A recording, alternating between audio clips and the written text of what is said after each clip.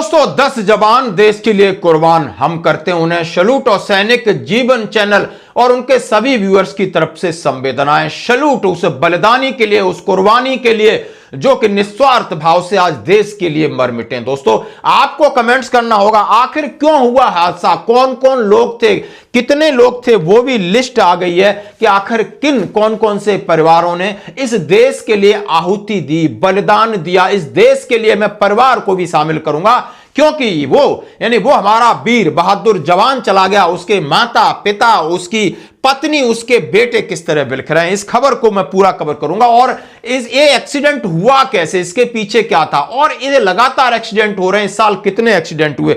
साथ ही मैं बात करूंगा सेना के जवानों को अगले 3 साल के लिए 1 करोड़ का बीमा और सैनिकों के साथ लाखों की हो रही है ठगी। तो आइए दोस्तों बात करते हैं सबसे पहले कल का हादसा, इसमें कौन कौन थे जरा लिस्ट देखिए। सवार जोबनजीत 8 कैवलरी शहादत हुई, सवार सुधीर नरवाल 72 आर्मड रेजिमेंट शहादत हुई, नायक जेपी सिंह 1 बिहार जो हॉस्पिटलाइज हैं, सवार साहिल सैनी 72 आर्मड हॉस्पिटलाइज हैं यानी चोट लगी, सवार नीरज केआर 72 आर्मड हॉस्पिटल में है, सवार अनूप 72 रेजिमेंट हॉस्पिटल में, सवार मोनू 72 आर्मड रेजिमेंट बलिदान कुर्बानी हो गई है, सवार मोहित इनकी भी 72 आर्मड कुर्बानी हुई है, नायब सूबेदार जगेश 4 बिहार यानी हॉस्पिटल में है, सिपाही शंकर 1 बिहार हॉस्पिटल में, सवार अमन 8 कैवलरी हॉस्पिटल में, सिपाही संदीप 58 आर्मड हॉस्पिटल में,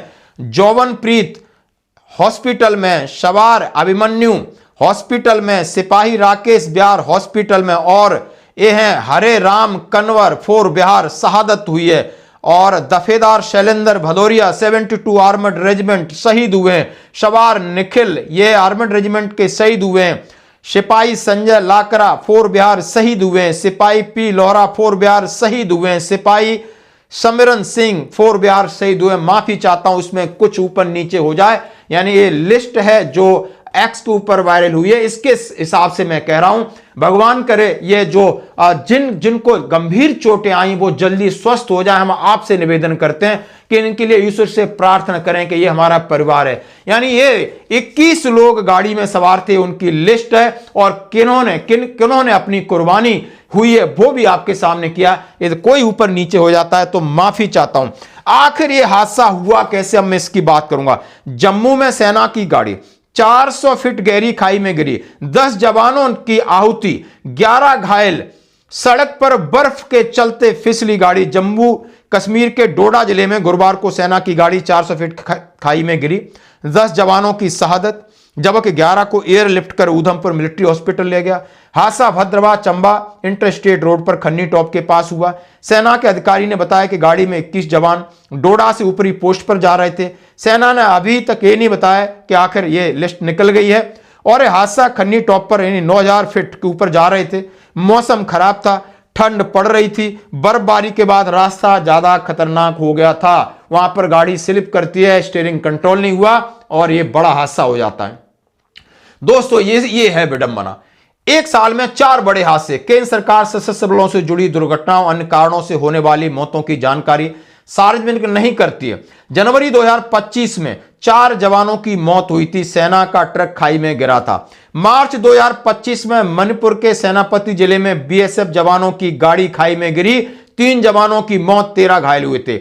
मई 2025 में जम्मू कश्मीर के रामबन में बैटरी चश्मा इलाके में 600 मीटर खाई में गिरी, 3 जवानों की मौत। अगस्त 2025 में जम्मू कश्मीर के उधम में बसंतगढ़ इलाके में सीआरपीएफ जवानों की गाड़ी 200 फीट खाई में, 3 जवानों की मौत। यानी आप समझ सकते हो ये किस तरीके की इस तरीके की शहादत है। ये हमारी जिंदगी का हिस्सा है, आप समझ सकते हो। यानी हमारी जिंदगी और मौत में कोई ज्यादा फर्क नहीं है। हम फिर आपसे कहते हैं इनकी शहादत के लिए एक कमेंट्स करें, सैल्यूट करें और जो घायल हैं उनके लिए प्रार्थना करें कि वो जल्दी स्वस्थ हो जाएं।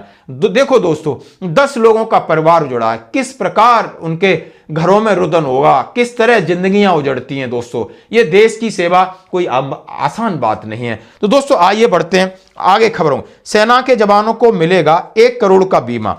नई दिल्ली में 8 जनवरी को एक और मेमोरेंडम हुआ है। सेना से सेवारत और सेवानिवृत्त सैन्य कर्मियों के लिए विशेष बैंकिंग, वित्तीय और बीमा सुविधाएं देने के लिए एचडीएफसी बैंक के साथ समझौते का नवीनीकरण हुआ है।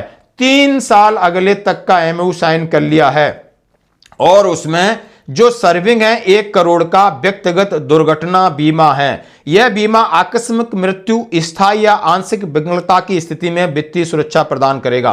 पेंशन भोगी सैनिकों को भी विभिन्न बैंकों और बीमा मिलते रहेंगे। सेना के अनुसार समझौता जनवरी 2029 तक हो गया है। इसके अलावा एचडीएफसी बैंक की ओर से 1 करोड़ रुपए का हवाई दुर्घटना बीमा दिया जा रहा है।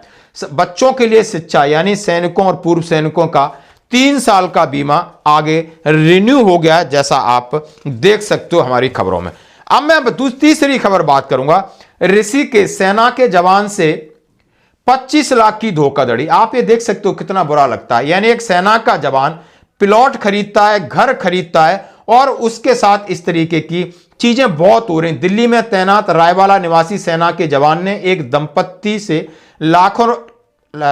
ने लाखों रुपए की ठगी की और यह मामला था प्लॉट का, मामला था मकान का, और यहां पर एग्रीमेंट करा के उन्होंने रजिस्ट्री नहीं कराई, पैसे दे दिए और हड़प लिए। ये बहुत चल रहा है। इसलिए जब आप कोई प्रॉपर्टी खरीदते हो, प्लॉट खरीदते हो, मकान खरीदते हो, पूरी वेरिफिकेशन करें, बीच के दलालों से बचें। चाहे वो आपका यूनिट का क्यों बंदा ना हो, चाहे वो सैनिक क्यों ना हो, भरोसा नहीं करना। आप रिटायरमेंट आते हो, आपको नहीं समझ में आता है कि यहां कौन अपना है कौन परा है। प्लीज थोड़ा रुक के 6 महीना यहां समझें कि हो क्या रहा है, पैसे को रोकें, फिर आगे आप खरीदारी करें। धन्यवाद दोस्तों।